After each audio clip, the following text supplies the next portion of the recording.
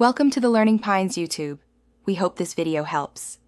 You begin by securing power and safety, then you act. Disconnect the battery negative terminal and wear gloves.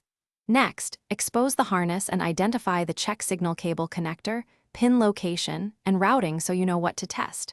Use a multimeter on 20V DC to probe for reference voltage and switch to continuity for shorts. Take a photo of the wiring and connector. This prevents reassembly mistakes. Once the meter is ready, proceed to backprobe the signal line to measure idle voltages. You now test and isolate the fault. Backprobe the signal wire and note the resting voltage, comparing it to the expected reference, often 5V for sensor circuits.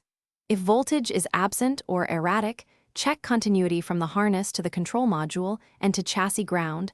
Disconnect downstream connectors to isolate the short.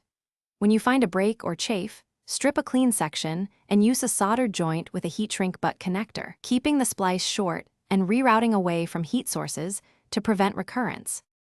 You finish by reassembling and verifying operation. Reconnect every connector, secure the harness with zip ties, and restore the battery negative terminal.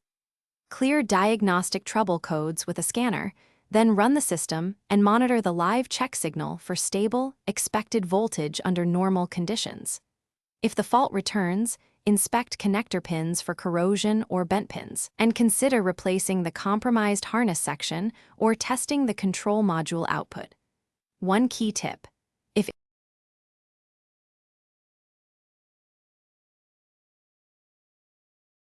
Thanks for watching. Consider subscribing if we helped you.